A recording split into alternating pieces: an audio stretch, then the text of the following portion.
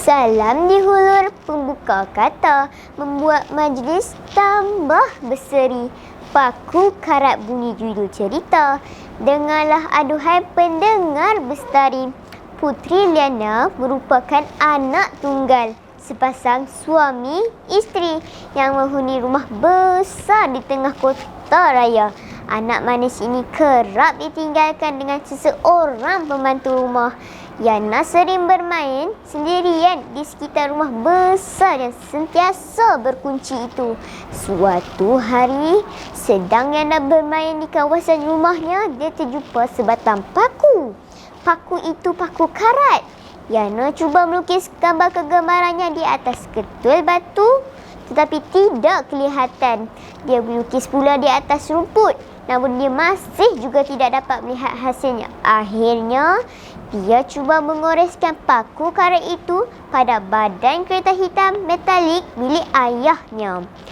Wow! Yana begitu gembira menghasilkan kreativitinya pada kereta ayahnya itu. Ada wajah ayah, ibu, bahkan muka comelnya sendiri pun ada pada badan kereta itu. Tidak cukup di sebelah kanan, Yana ke sebelah kiri pula untuk melakar gambar kucing, anak patung dan semua barang kesayangannya mengikut imajinasi seorang anak kecil berusia 3 tahun. Ibu dan ayah Yana ke pejabat dengan menggunakan kereta si ibu pada hari itu, manakala pembantu rumahnya Kak Narti selalu sibuk menguruskan rumah besar itu.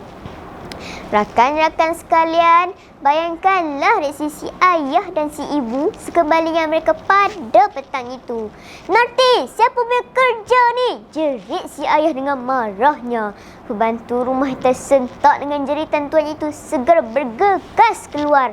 Mukanya pucat ketakutan. Tambahan lagi melihatkan wajah bengis tuannya yang bercekak pinggang itu. Maafkan saya tuan-puan. Saya sibuk di dapur tadi. Apa yang kau buat di rumah ni Sampai jadi macam ni pun kau tak tahu. Adik si isteri pula. Mendengarkan suara ibu dan ayahnya seperti biasa, Yana segera berlari keluar untuk menyambut kepulangan mereka. Ayah, cantik tak Yana buat?" kata Yana dengan manja seperti selalu. Si ayah yang hilang sabar itu merentap ranting pokok bunga mawar lalu memukul talu-talu tapak tangan anaknya itu. Yana yang tidak mengerti apa-apa menjerit kesakitan, tetapi tidak ada sesiapa pun yang berani menolongnya. Tidak puas dengan memukul tangan, dipukul pula badan anak kecilnya itu sehingga ranting kayu itu hancur.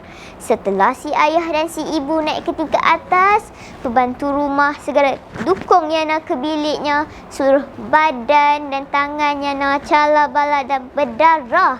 Terjerit-jerit si anak kecil itu semasa membantu rumah memandikannya. Ingat kawan-kawan, ikut hati mati, ikut rasa binasa, ikut marah parah. Nak tahu apa yang jadi seterusnya? Keesokan harinya, kedua-dua belah tangannya nak bengkak-bengkak. Pembantu rumah mengadu pada tuannya. "Sapu ajalah dengan minyak gamat. Itu pun tak tahu ke?" kata ayah dengan marah. 4 hari berlalu, pembantu rumah memberitahu pada si ayah bahawa suhu badan anaknya semakin tinggi. Petang itu, Yana dibawa ke klinik. Doktor mengarahkan mereka merujuknya ke hospital kerana keadaan yang semakin serius. Setelah seminggu dirawat, doktor memanggil ayah dan ibu Yana untuk memaklumkan bahawa tangan anak mereka perlu dipotong akibat jangkitan kuman yang amat serius. Selesai pembedahan itu, si anak terpinga-pinga melihat kedua-dua belah tangannya berbalut putih. Dalam keadaan kesakitan itu, si anak suara, Mama, ayah, mana tangan Yana? Pulangkan tangan Yana. Yana janji tak buat lagi." Ayah, tolong pulangkan tangannya nak. Bagaikan kaca terhempas ke batu, hati si ibu bagi diri sembilu mendengarkan tangisan anaknya itu.